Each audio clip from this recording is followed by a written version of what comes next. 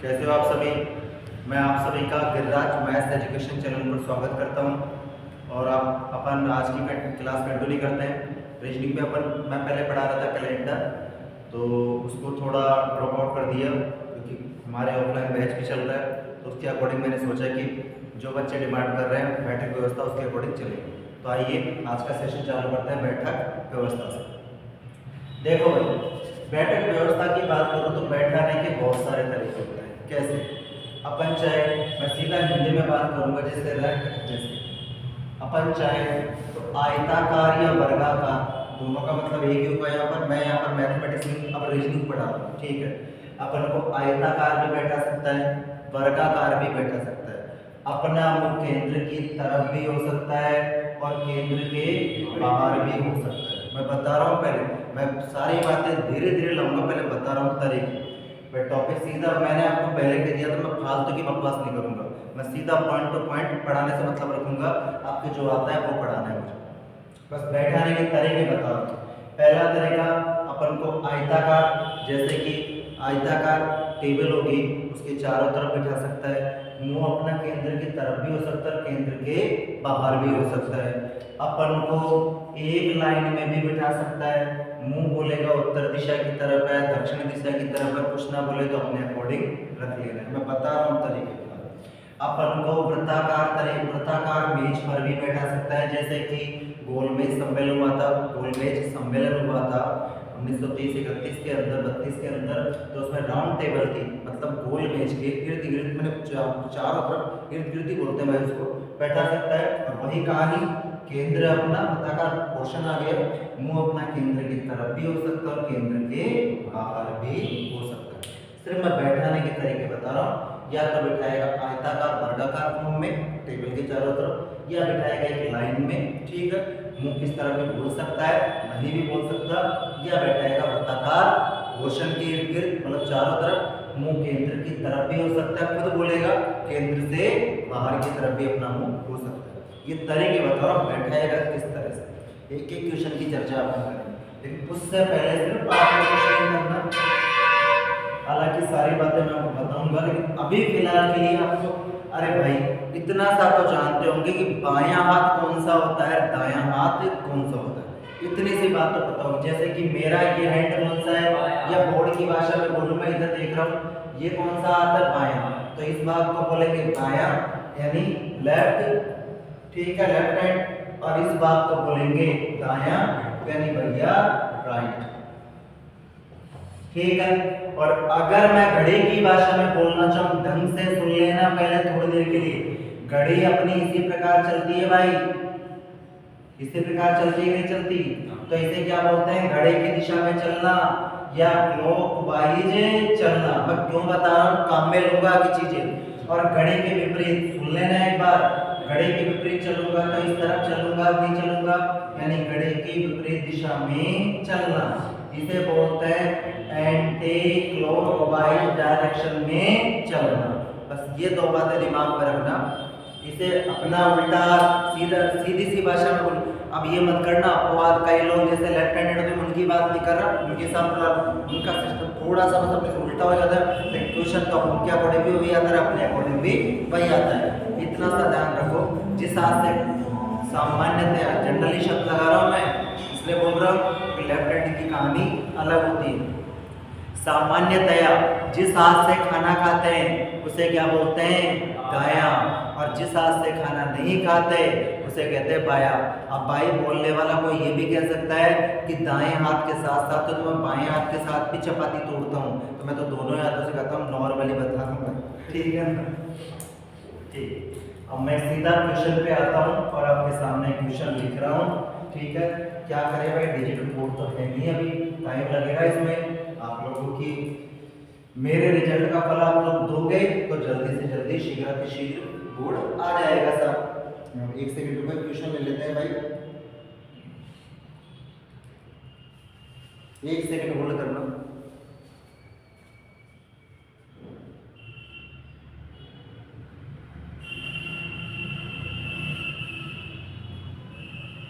हाँ जी, सॉरी भाई, एक क्वेश्चन देखो। अब जो जमा बैठा है वो लिखते भी रहना, समझते अपने हिसाब से क्वेश्चन।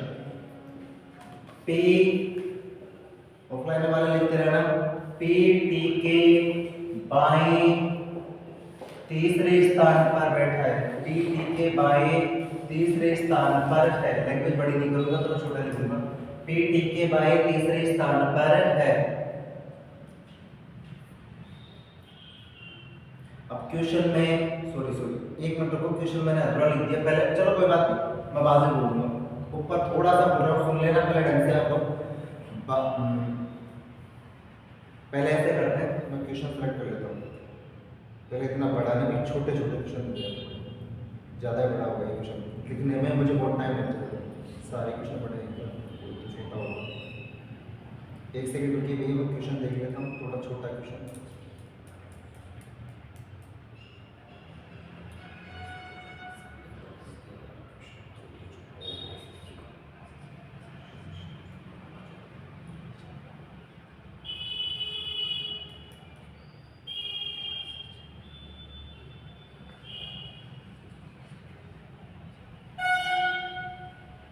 हाँ, छोटा क्वेश्चन करते हैं, इतना बड़ा शुरुआत में सॉरी आप लोगों को डिस्टर्ब कर रहा हूँ। देखिए, छह छात्र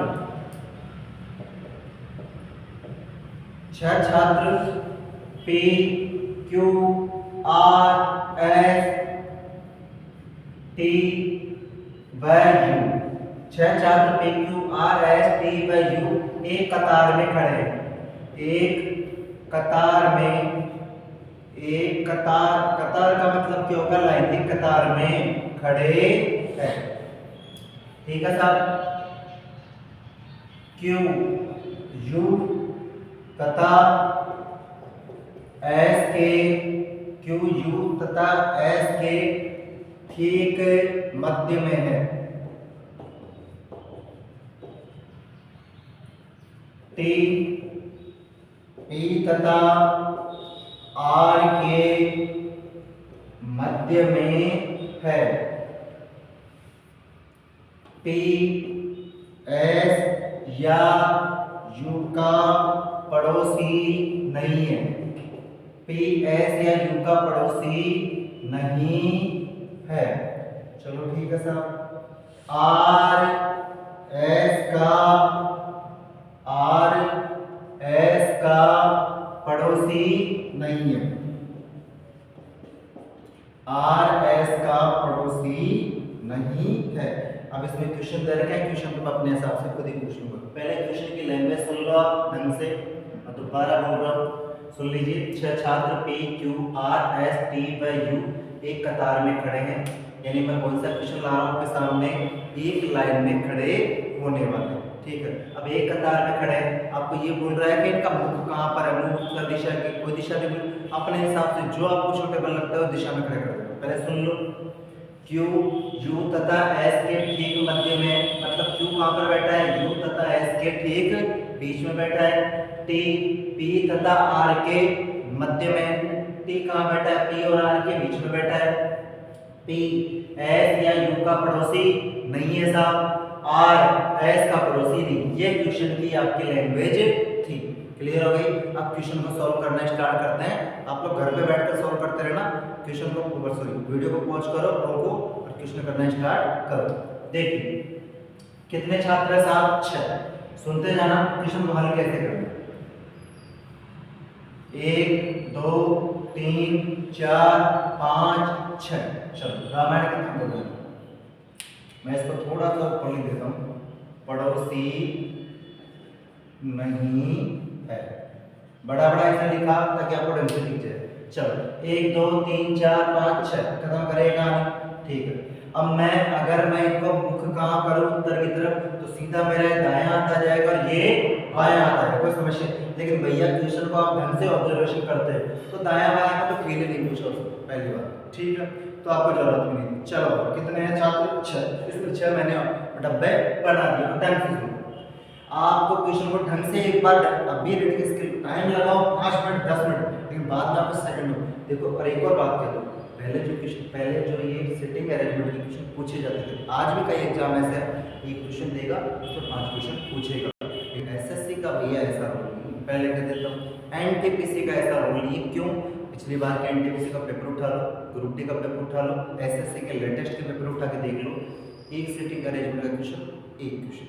मैं कुछ नहीं कर सकता भाई, आ रहा है तो आ रहा है, जवाब देना पड़ेगा। हाँ, क्यों यू तथा एस के ठीक मध्य में टी मस्ट फटाफट टी टी तथा आर के बीच में बेटा पी ऐसे यू का पड़ोसी नहीं है, आर एस का पड़ोसी नहीं है। कहीं पर भी आपको ऐसा लगा कि बाएं तरफ कौन बैठा है या सबसे दाएं छोर पे, दायां छोर मतलब सबसे बाएं तरफ, दायां छोर मतलब सबसे दाएं तरफ पर बैठा है, बोला ऐसी कहानी? बिल्कुल भी नहीं बोला। तो अब आपकी इच्छा हो, जैसे क्वेश्चन कर दो, इसमें तो क्वेश्चन में कुछ था ही नहीं, इसमें जैसे बैठाओ वैसे बैठा दो, बैठा दो। क्यों कहां पर बैठा है? यू तथा एस के बीच में बैठा है। एक बार बिठाने की कोशिश करते हैं, यहीं से लेते हैं। ये लो साहब, मैंने क्यू को यहां पर बिठा दिया। अब क्यू कहां पर बैठेगा? यू तथा एस के। अब सुनना मेरी बात, यू को एस को मैं यहां पर बिठा सकता हूं क्या? Yes sir. अब सुनते जाना, पॉसिबिलिटी बताते जा रहा हूं। ये क्वेश्चन दिख रहा छोटा सा है, लेकिन दिमाग एक बार आपने कुछ गलती क्या, अगर अपना डायग्राम एक बार गलत बन गया, दो बार में तो बहुत टाइम लग जाता है। क्या मैं ऐसे नहीं बिठा सकता इसको? एक बार क्यू एस को यहाँ पर नहीं बिठा सकता, यू को यहाँ पर नहीं बिठा सकता? ऐसा कुछ बोला था क्या इसने कि मेरे दाईं तरफ पे होगा, मेरे बाईं तरफ? कुछ नहीं बोला। पहली पॉसिबिलिटी और ये दूसरी पॉसिबिलिटी लिखता जा रहा हूँ। पहली पॉसिबिलिटी और ये दूसरी संभावना, सीधी बात, इधर ही बना रहा हूँ। या फिर इसको, चलो कोई बात नहीं, एक नीचे से दिख जाएगा मेरे हिसाब से।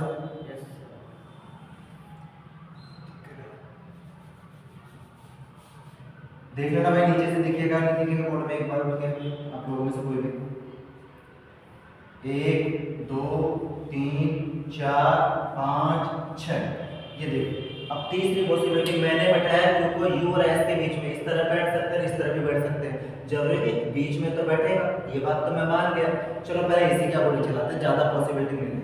चलो ये कहानी खत्म। टी कहां पर बैठेगा? पी और आर के मध्य। एक बार बिठा देते हैं मन में। टी को मैंने यहाँ बिठा दिया, यही जगह बचती, मैं भी क्या करूँ? और कहाँ बैठेगा? पी और आर के मध्य। तो इसे इस प्रकार भी तो बिठाया जा सकता है, आर को यहाँ पर और पी को यहाँ पर। यहाँ तक की कहानी के लिए अब जो कंडीशन अप्लाई की है वो अप्लाई करते हैं। पी क्या बोला? पी एस या यू का पड़ोसी नहीं होगा। कहने का मतलब पी एस, देखो ये सीधी भाषा में पड़ोसी, पड़ोसी का मतलब तो आप भी मेरे पड़ोसी, आप भी, आप सब सभी मेरे पड़ोसी हो। पड़ोसी का मतलब जस्ट पड़ोसी, जस्ट नहीं, ये मतलब पी किसका पड़ोसी नहीं होगा? एस और यू का। तो जरा देखो पी यहाँ पर एस का पड़ोसी बन रहा है कि नहीं बन रहा? बन रहा है। तो भाई साहब क्या ये कंडीशन गलत हो रही है?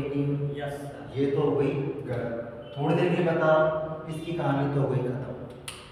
यहाँ पर ऐसा कुछ नहीं दिख रहा, पी एस या यू का पड़ोसी नहीं है साहब, तो नहीं है। यहाँ तक क्लियर हो गई। चलो अगली कंडीशन क्या थी?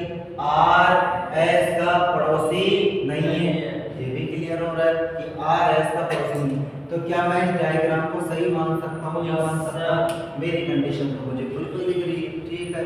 तो आगे आपको जरूरत पड़ेगी या नहीं पड़े क्वेश्चन क्या पूछ। अब ये देखो, ये सोच रहे हो डायग्राम मैं दोस्त अभी बनाकर देखूं, क्या पता पॉसिबिलिटी और भी निकल जाए, लेकिन आंसर अपना आ चुका है। मैं क्वेश्चन पूछूं सबसे बाएं छोर पे कौन, ये तो हो गया गलत, और ये हो गया कि अपने अकॉर्डिंग राइट। गलत दो कंडीशन पे दिखाया अपन ने।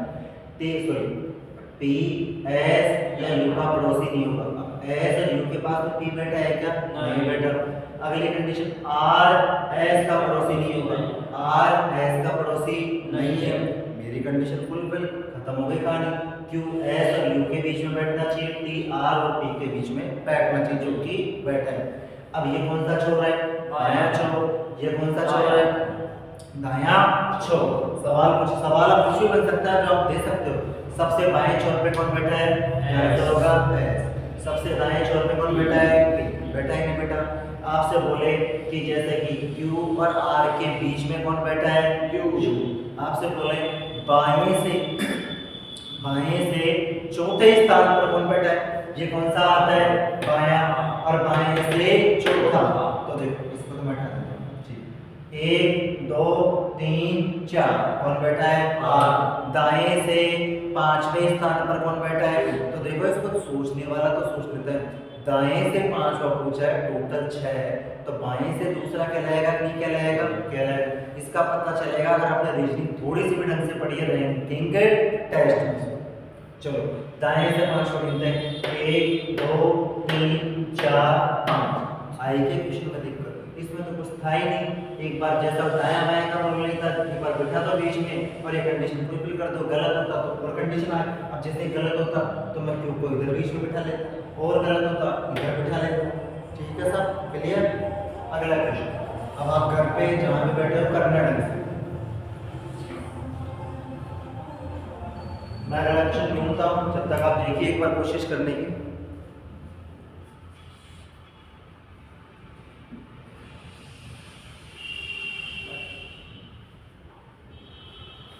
हाँ भाई अगला क्वेश्चन देखते हैं। छोटे क्वेश्चन भी लेते हैं पहले एक बार, तो ढंग से आपसे क्लियर हो जाए।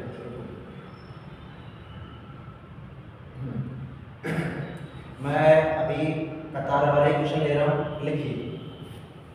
6 छात्र, ढंग से देखना भाई, 6 छात्र A B C D E F, छोटा लिख देता हूं। 6 छात्र A B C D E F 2 कतारों में बैठे हैं, 2 कतारों में बैठे। पहले सवाल लिख लो फिर मैं समझा दूंगा खुद ही। 2 कतारों में बैठे हैं। आगे बोल रहा है प्रत्येक कतार में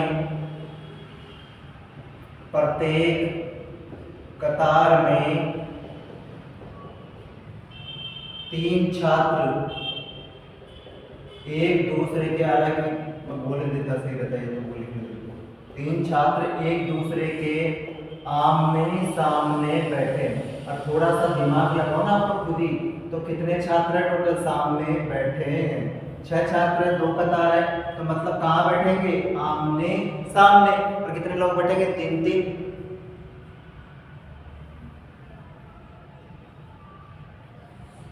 लिख लो जब तक आप देख लो।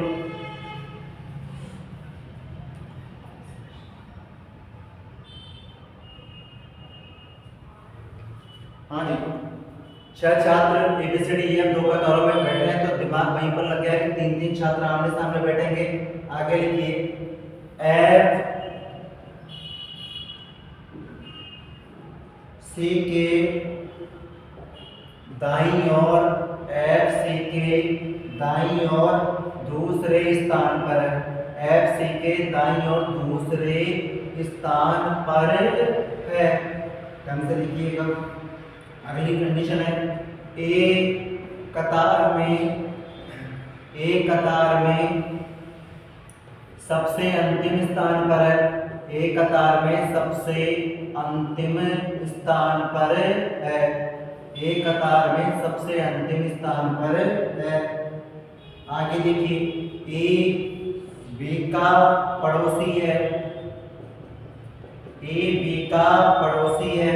आगे बोल रहा है सी बी के ठीक सामने, सी बी के ठीक सामने है। मैं एक बार दोबारा क्वेश्चन की लैंग्वेज पढ़ देता हूँ।